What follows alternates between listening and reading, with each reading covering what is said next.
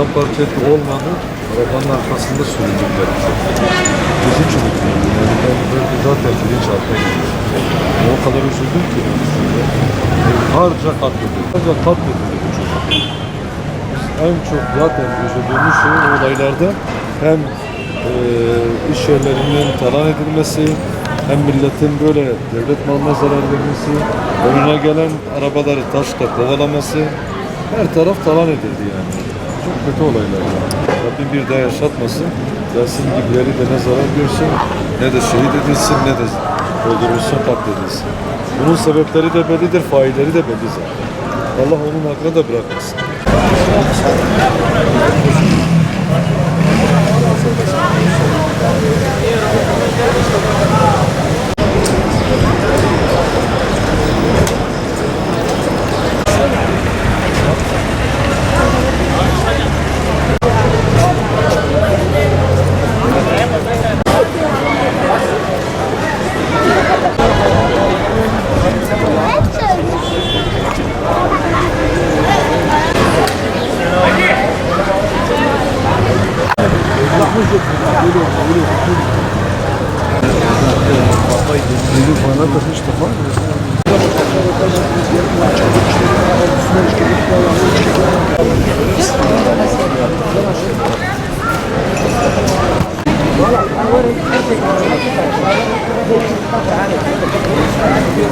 Bir kişi de gitti, bir kişi de.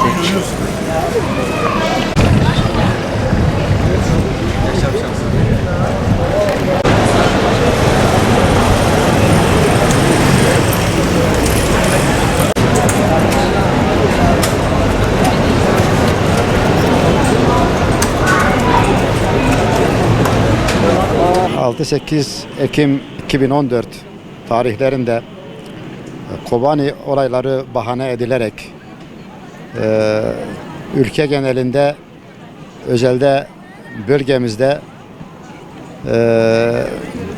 HDP yanlıları Hüdapar camiasına, özellikle 21 Hüdapar teşkilatına saldırarak birçok yeri tahrip etme girişiminde bulundular. Onlarca iş yeri, binlerce olay gerçekleştirmek suretiyle birçok katliama imza attılar. Özelde bölgemizde Yasin Börü ve arkadaşları kurban eti dağıtırken onları kurban ettiler. Onların gerçek misyonunu yaşamak ve yaşatmak adına bu resim sergisini Gençlik Kolları adına düzenlemiş bulunuyoruz. Aslında Yasin Börü ve arkadaşları sadece Hüdapar camiasının değil, ümmetin şehitleridir. Biz onları o şekilde görüyoruz. Yasin Börüleri unutmamak ve unutturmamak adına bu gibi etkinlikleri yaptık. Bu etkinlikler Mardin, Artuklu, Nusaybin ve Midyat ilçelerinde olmak üzere gerçekleştirilmiş bulunmaktadır. Bu vesileyle bu etkinliğe imza atan Hür Gençlik ekibimize ve bütün katkı sunan bütün vatandaşlarımıza şükranlarımızı sunuyoruz. Rabbim rahmetiyle kuşatsın ve bizleri de onların misyonu sürdüren kişilerden eylesin.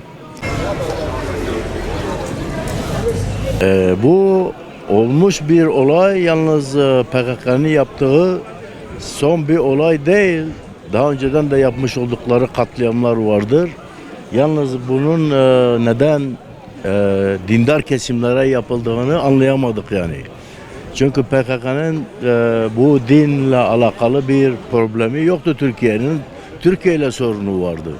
Bunun bence düşündüğüme göre artık yani bu da bir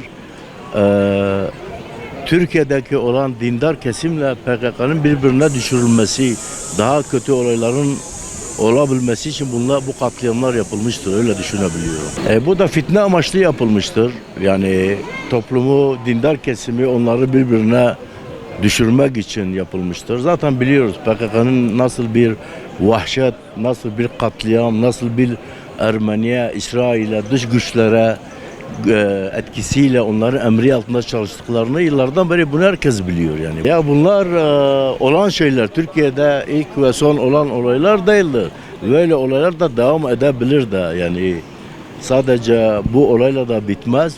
Türkiye'nin veya devletimizin böyle şeylere daha önceden önlem almaları, istihbarat birimleri veya emniyet birimleri bu konularda iyi çalışmalıdır, önlem almalıdırlar.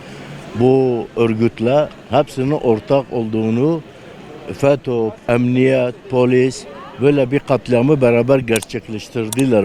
Yani öyle %100 de böyledir yani.